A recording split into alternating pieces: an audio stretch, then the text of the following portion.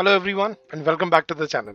सो guys, फिर से हम आपके लिए UPSC CSAT comprehension practice passages लेके आए हैं and this is part 19 of the same series. तो अब तक हमने बहुत सारे पीवाईक्यूज किए हैं और इन सेशंस में हम आपको रैंडम पैसेजेस दे रहे हैं ताकि आप अपने पीवाईक्यूज की हेल्प से अपनी स्ट्रैटेजी को, अपनी प्रिपरेशन को और बेहतर बना पाए। राइट, तो शुरू करते हैं guys, but don't forget to like the session and don't forget to subscribe to our channel if you are new here for the first time. चलो गाइज, तो सबसे पहले मैं आपको अपनी कॉम्प्रिहेंसिव गाइड बुक के बारे में बताता हूँ ना। This comprehensive guide book has everything that you need to prepare for your CSAT examination.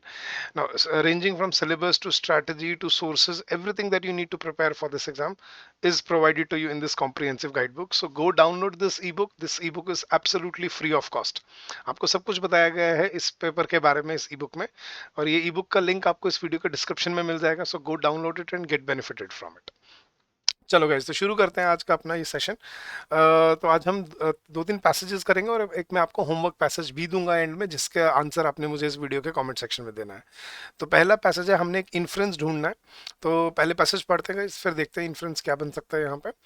Global population was around 1.6 billion in 1990 के 1990 के दशक में ग्लोबल पॉपुलेशन 1.6 बिलियन थी। और अभी अगर हम 20-30 साल की बात करें तो ये कितना ज़्यादा ग्रो कर चुकी है। And today it is around 7.2 billion and growing, और बढ़ रही है। मतलब बहुत ज़्यादा, बहुत जल्दी पॉपुलेशन, कहना क्या चाह रहे हैं, पॉपुलेशन बहुत तेज़ी से बढ़ रही है। Recent estimates on population growth predict a global population of 9.6 billion in 2050 and 10.9 billion in 2100. Unlike Europe and North America, where only 3 to 4% of population is engaged in agriculture.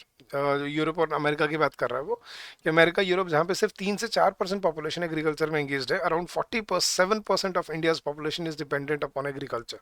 तो हमारी जबकि लगभग लगभग 50%, आधी पॉपुलेशन एग्रीकल्चर पे dependent है। Even if India continues to do well in the service sector and the manufacturing sector picks up, it is expected that around 2030, when India overtakes China as the world's most populous country, nearly 42% of the population, India's population, will still be predominantly dependent on agriculture. वो क्या कहना चाह रहा है कि दूसरे देशों में जहाँ पे सिर्फ 3 से 4% पॉपुलेशन एग्रीकल्चर पे डिपेंडेंट होते हैं, इंडिया में 47% है आज की तारीख में। और जब इंडिया मोस्ट पॉपुलस कंट्री, अभी तो हम बन ही चुके हैं, तो अभी भी हम वो क्या कह रहे हैं, 42% के आसपास एस्टिमेट कह रहे हैं कि इतनी पॉपुलेशन तब भी एग्रीकल्चर पे डिपेंडेंट रहेगी, कंसिडरिंग चाहे इंडिया का मैन्युफैक्चरिंग सेक्टर अच्छा करे और सर्विसेज सेक्टर में भी आपको बढ़ोतरी दिखे, तो भी इतने परसेंट लोग वहां पे आपको मिलेंगे। तो इससे क्या इन्फ्लुएंस निकलता है guys? Prosperity of agriculture sector is of critical importance to India. Definitely true, क्योंकि अगर इतनी पॉपुलेशन अगर एग्रीकल्चर पे डिपेंडेंट है, अगर वो सेक्टर प्रॉस्परस नहीं है, तो इंडिया अपने आप में एक अनप्रोडक्टिव कंट्री बन जाएगा। Second, Indian economy greatly depends on it's agriculture. Economy agriculture पे डिपेंड करती है, ये कहीं पे नहीं मतलब मेंशन किया है उसने। राइट, ये लॉजिकल भी नहीं है, क्योंकि अगर आप प्रैक्टिकली देखें तो सिर्फ 16 to 17% कंट्रीब्यूशन एग्रीकल्चर का है जीडीपी में। तो I don't think this is true. India should take strict measures to control its rapid population growth. नहीं, पॉपुलेशन ग्रोथ को रोकने के लिए हमें बहुत काम करने चाहिए, नहीं, वो एग्रीकल्चर के ऊपर फोकस कर रहे हैं यहाँ पे। And D, India's farming communities should switch over to other occupations to improve their economic conditions. Economic condition ठीक करने के लिए दूसरी उसमें चले जाओ, लेकिन वो तो क्या ही रहा है कि सर्विस सेक्टर चाहे कितना अच्छा हो जाए, मैन्युफैक्चरिंग सेक्टर पिकअप कर जाए, तो भी इंडिया की जो इंटरनल प्रॉब्लम है, डिपेंडेंस ऑन एग्रीकल्चर, वो खत्म नहीं होगी। तो the only inference here the author wants to convey is prosperity of agriculture sector is of critical importance to India. So option A was the right answer. ठीक है, आगे बढ़ते हैं गाइस। नेक्स्ट में हमें कॉरोलरी ढूंढनी है कि what can be inferred from the passage. उसको कॉरोलरी बोलते हैं। तो पढ़ते हैं, many pathogens that cause food borne illness are unknown. उसने बोला बहुत सारे ऐसे पैथोजेंस जिससे खाने से मतलब खाने की बीमारियां जिससे बनती हैं, ऐसे पैथोजेंस का पता भी नहीं है हमें। तो many pathogens that cause food borne illnesses are unknown. Food contamination can occur at any stage from farm to plate, कि कहीं पे भी मतलब बीमारियां हो सकती हैं खाने में, चाहे वो खेत में हो, चाहे वो आपके पास जब प्लेट में पहुंचे तब हो। Since most cases of food poisoning go unreported, the true extent of global food borne illnesses is unknown. क्योंकि ज़्यादातर फूड जो पॉइजनिंग के जो केसेस है वो कोई रिपोर्ट नहीं करता, दवाई लेके चुपचाप अपने घर चले जाता है, ठीक है, और थोड़े दिन में ठीक हो जाता है वो। तो इसका एक्सटेंट हमें नहीं पता कि फूड बॉर्न इलनेसेस की एक्सटेंट कितनी है ग्लोबल अरीना में। Improvements in international monitoring have led to greater public awareness, yet the rapid globalization of food production increases consumers' vulnerability by making food harder to regulate and trace. क्या कह रहे हैं कि हालांकि international monitoring से लोगों की पब्लिक अवेयरनेस ज़रूर बढ़ी है, लेकिन जो रैपिड ग्लोबलाइजेशन हो रहा है फूड प्रोडक्शन का, मतलब जहाँ दूर दराज एरिया से खाना तैयार होके पहुँचता है, उससे क्या बढ़ रहा है, it increases consumers vulnerability. Consumer जो है, खाने वाला जो है, वो नुकसान में हो जाता है, उसको रिस्क हो जाता है बीमारियों का, by making food harder to regulate and trace.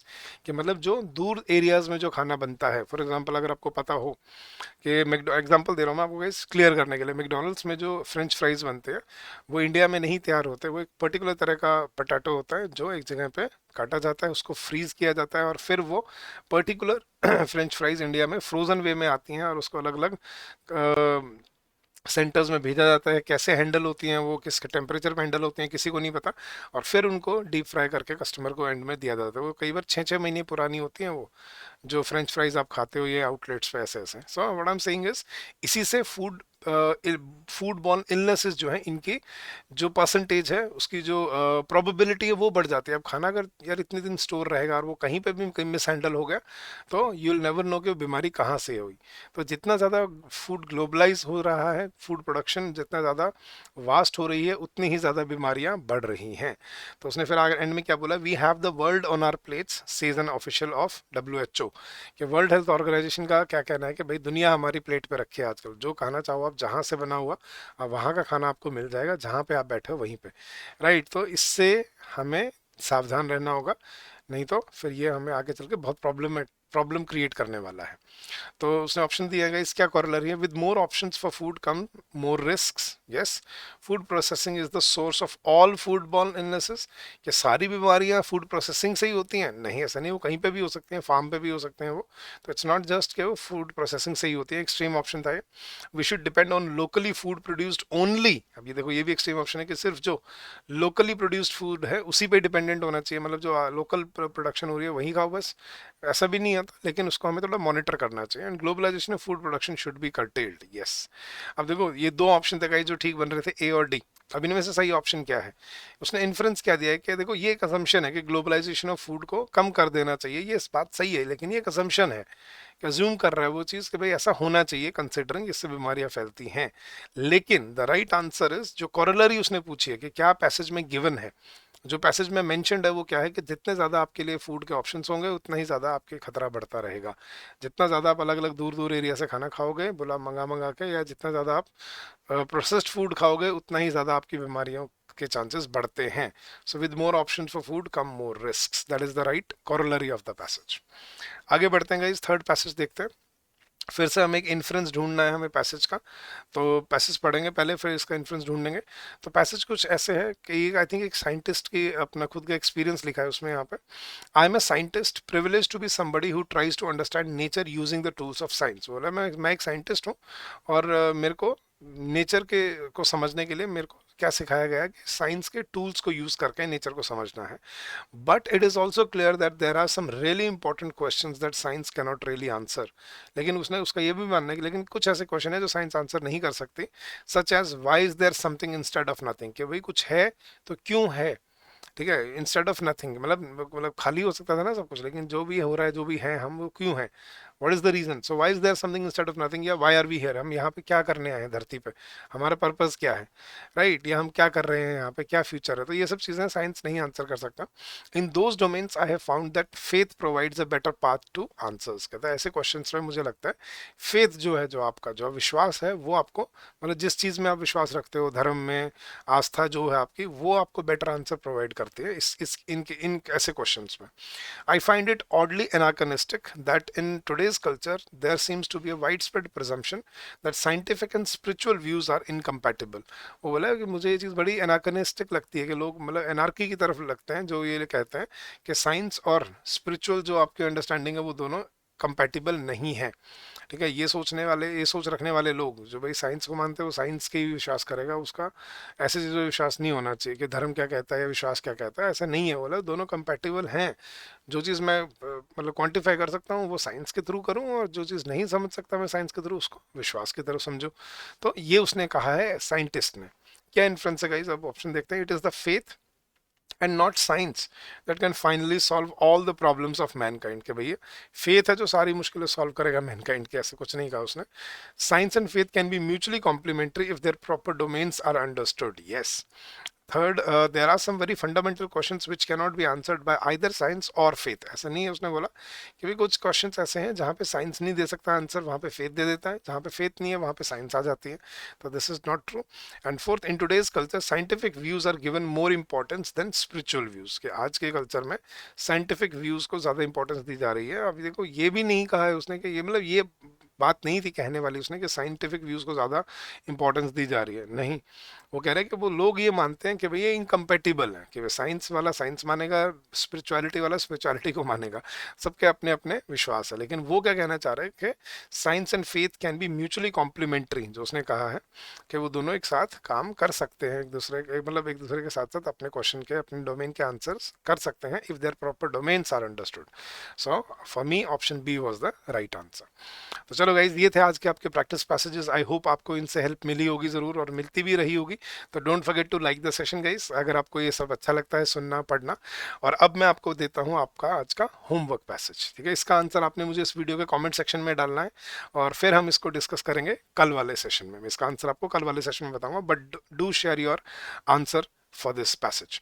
तो उसने क्वेश्चन पूछा, the author wants India to rid herself of certain past bonds because. कुछ फैक्चुअल क्वेश्चन है कि ऑथर कह रहा है कि इंडिया को अपने कुछ पास्ट के मतलब बीते हुए कुछ पास्ट ऐसे बॉन्ड्स जो हैं उनसे छुटकारा पा लेना चाहिए. क्यों उसने दिया. चलो पढ़ते हैं पैसेज क्या है.